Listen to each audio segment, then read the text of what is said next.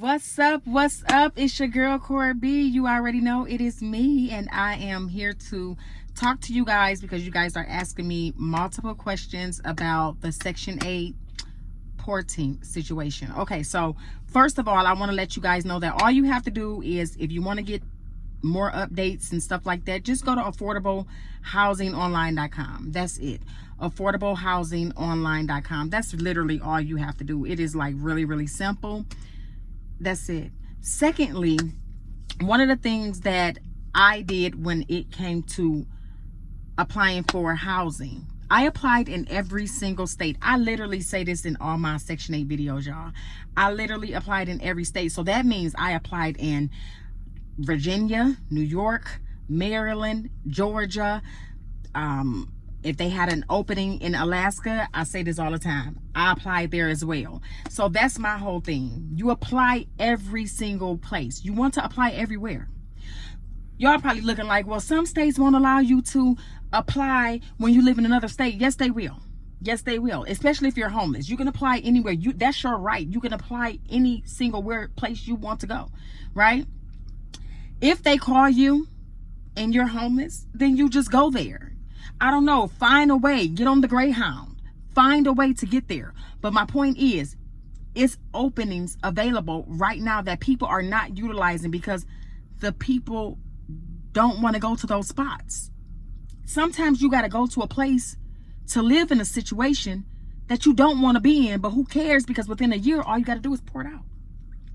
So that's what I did. I applied in El Paso. And when I applied in El Paso, they called me during COVID.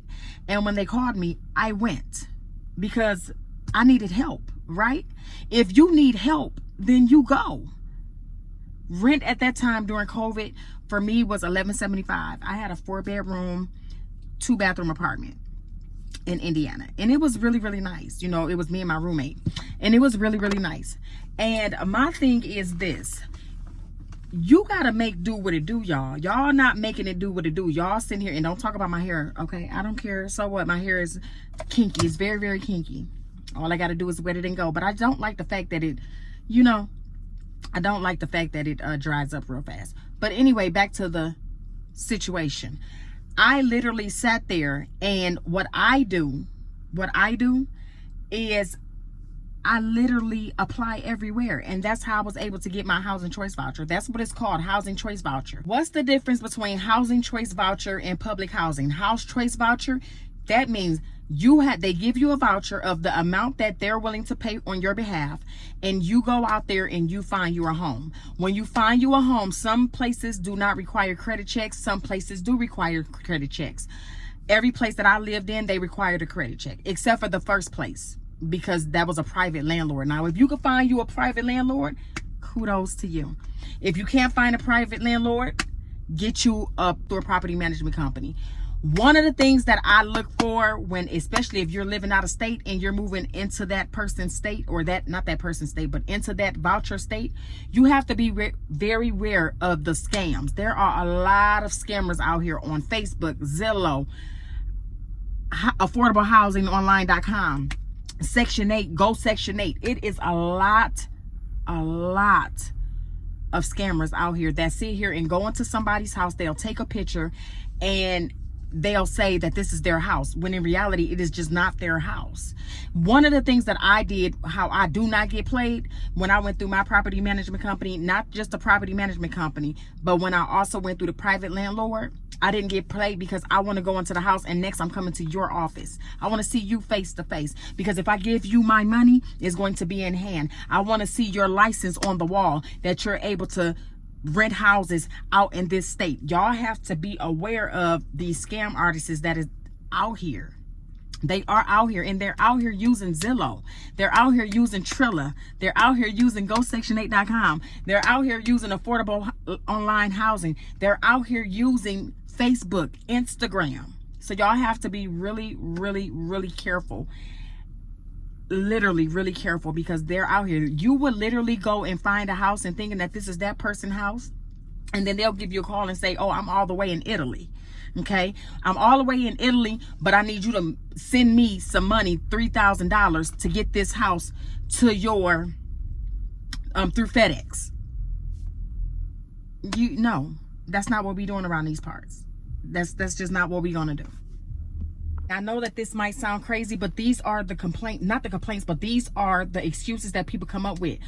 They're in Italy. You gotta send them, wire them some money to Italy of $3,000, or their wives passed away. Like, I don't care that your wife passed away. You're lying. Okay, you're scamming. If you cannot be here to meet me to walk into this house, or I can't come to your office afterwards after I looked at the property, I don't want to deal with you. I'm not going to give you my money. Y'all have to be really, really careful, especially when it comes to these application fees. Oh my God, application fees. Do not apply for any place with Section 8 unless you know they take the voucher. That's one of the questions y'all have to ask. Do you accept the housing choice voucher? You know, you have to ask these questions. You got to ask these things. Other than that, if you don't ask and then they accept it, and then you be like, oh, I got Section 8, and they say, oh, we don't take Section 8, your first thing is going to be, well, why didn't you tell me? Well, no, why didn't you ask them? Right? You have to ask these questions. So that's how I did it. I applied everywhere, and I was very wary of the scammers, even if you on Section 8 or not Section 8, with the voucher or without the voucher. At the end of the day, like, no, I'm not finna send nobody, wire transfer nobody no money nowhere. You gonna get the money in hand when I get there, and I'm gonna see you face to face, and I want your number, and I want your tag number. I want every goddamn number you got. I want your driver's license number. I'm not playing. That's how we do private people. You're a private landlord. You want to make sure that that's a real landlord. All you got to do is just look up their mortgage deed. Look up in so many ways to tell that if that person owns that house, right? So many ways to do it. So with that being said, I was just giving y'all a little update on scamming, and also on what I did to get my voucher. And one of the things I did, I applied everywhere, and when El Paso called me, I got the hell on down and I went. And that's what I did. I didn't care if it was in Alaska. I say this all the time on every Section 8 video. I don't care if it was Alaska. I'm going. And that's what I did. In the meantime, I'll see y'all later. Thank you for choosing the Corey B Show. You can find me on TikTok, Instagram, Facebook. You can find me everywhere. If you like this video, give me a thumbs up and comment below. And if you have any questions, comment your questions down below. And I'll see y'all in the next video. Goodbye.